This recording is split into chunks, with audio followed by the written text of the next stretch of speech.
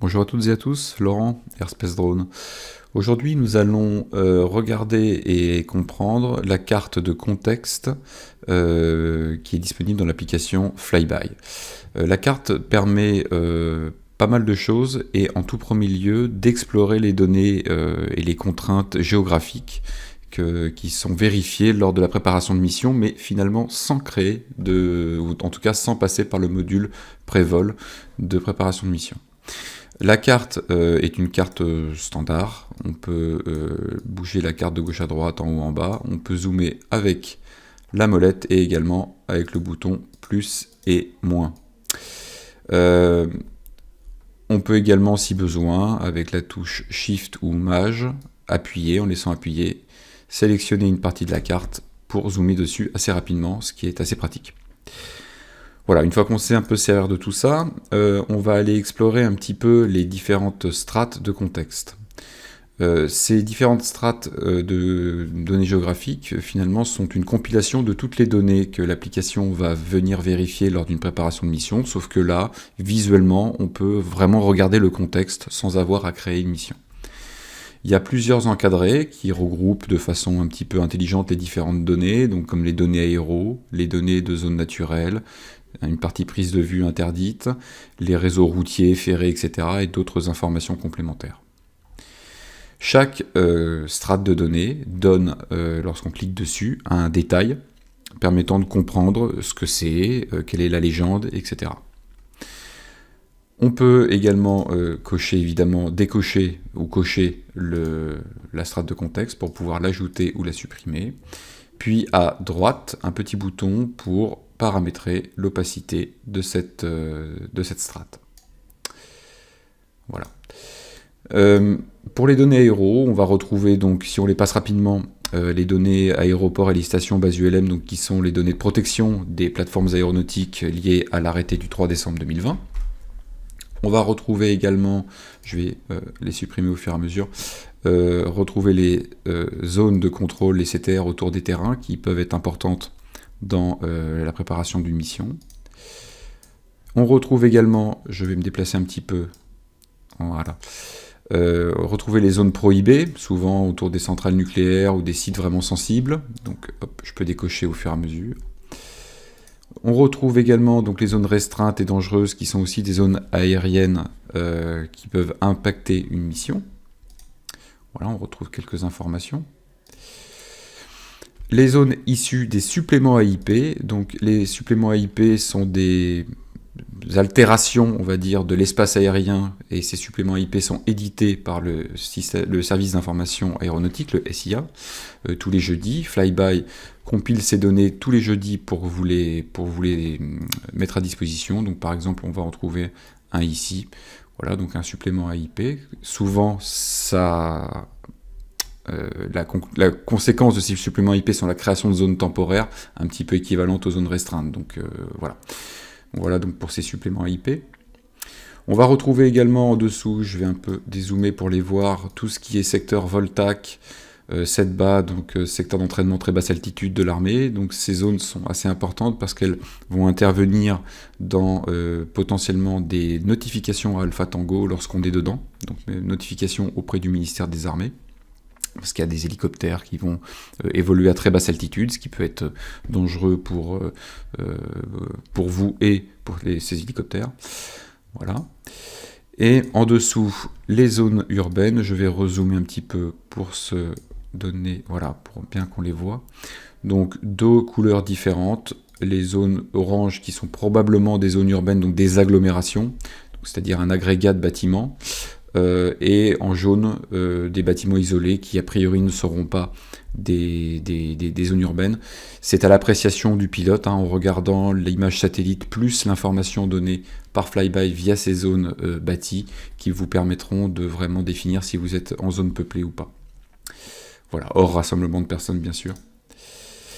Et pour finir sur les données aéronautiques, on va retrouver donc les obstacles à la navigation aérienne. Ou si on zoome par exemple sur un parc éolien, lorsqu'on zoome assez, on va retrouver en fait chaque éolienne avec un petit cercle autour de 50 mètres qui permet de bien les distinguer et voilà, pour savoir quels sont les obstacles potentiels dans le coin. Voilà donc pour les données aéronautiques. Je vais replier cette partie-là. Ensuite, on va retrouver donc tout ce qui est zone naturelle. Je vais revenir un petit peu par là au niveau de La Rochelle, c'est intéressant. On va voir donc les parcs nationaux et les réserves naturelles, qui sont des zones qui sont censées, pour lesquelles on est censé obtenir une autorisation. Donc là, j'ai pas de parc national dans le coin, mais j'ai la réserve naturelle, par exemple, de l'Aiguillon qui se trouve ici. Voilà. Donc vous avez, comme toutes les autres sources, des informations qui vous donnent du détail. Les habitats naturels, donc c'est des zones de protection, géotopes, biotopes, également qui peuvent faire l'objet d'interdiction de survol. Et les zones Natura 2000 qui, par défaut, ne sont pas cochées, c'est des zones assez larges où le vol n'est pas interdit, mais où il faut faire attention particulièrement à ces zones naturelles. Voilà pour les zones naturelles. Les zones interdites de prise de vue, donc on les connaît aussi sous le nom de ZIPVA pour l'acronyme, souvent des prisons, des sites industriels, des endroits où finalement, des zones militaires, où on n'a pas le droit de faire des prises de vue, donc ça aussi c'est également mis en couche de données, par exemple ici une prison. Les dernières sont de l'arrêté du 10 juin 2021 et sont à jour. Et ensuite les réseaux routiers, ferrés. Quelques informations aussi sur le réseau très haute tension qui potentiellement peut venir impacter vos vols avec des petits points jaunes pour les différents pylônes. Voilà, réseau routier, ferré et réseau d'énergie. La déconfliction, je passe sous silence pour le moment, c'est autre chose. Et pour finir, les zones restreintes DJI qui intéressent surtout les télépilotes de drones DJI, parce que ces zones-là, potentiellement, vont venir impacter le démarrage de votre machine, ou carrément l'empêcher en fonction du grade de la zone. Voilà. Voilà donc qui conclut un petit peu les quelques strates de données que l'application va vous montrer. C'est toutes ces informations qui rentrent dans la préparation de mission. La carte peut également... Alors, on a un mode terrain qui est assez intéressant. Je vais essayer de me mettre quelque part par là, où il y a un petit peu de relief. Si je me mets en mode terrain ici, et avec le clic droit de ma souris, je peux mettre en perspective la carte pour me rendre compte un petit peu du relief. Donc ça, c'est la partie terrain 3D. La partie bâtiment permet d'afficher les bâtiments. Ce n'est pas géré partout, donc je ne le montre pas pour l'instant. Voilà, donc ça c'est pour les parties extra. Voilà, si la carte est couchée, on peut, en cliquant ici, hop, se remettre en regardant le sol à la verticale. Voilà qui conclut la partie sur les strates de données. On va maintenant regarder en détail, on va aller éventuellement se remettre vers La Rochelle, avec la recherche de localité.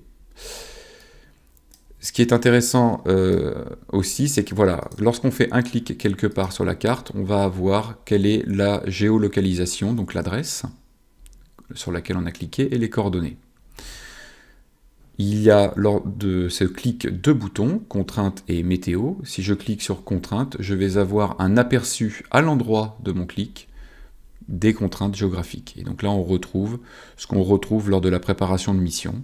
Donc par exemple, la plateforme aéronautique de La Rochelle, la CTR de La Rochelle, une zone urbaine de Nieul-sur-Mer, des no-fly zones DJI, comme on vient de le voir, etc., etc. Donc on va retrouver toutes les informations à l'endroit du clic. Voilà. Donc là, il y a aussi des données de densité de population qui peuvent être intéressantes et des données sur le réseau mobile avec les antennes, que ce soit Bouygues, Orange, etc., si c'est proche ou pas proche, ce qui peut être très intéressant lors de la préparation de mission quand on est vraiment en campagne, savoir si on va avoir une antenne pas loin pour une bonne réception 3, 4, 5G.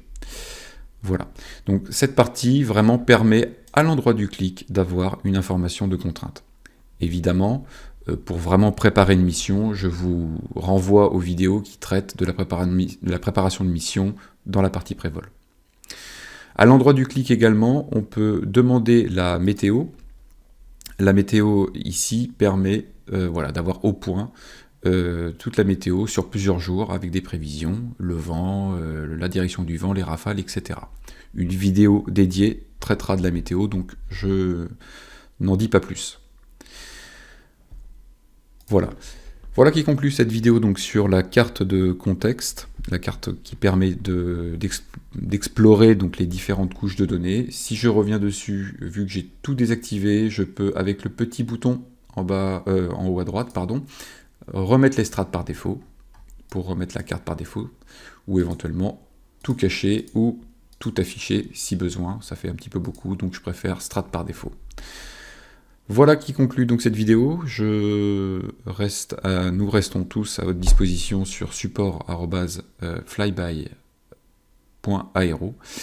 Bon voilà à toutes et à tous, à bientôt.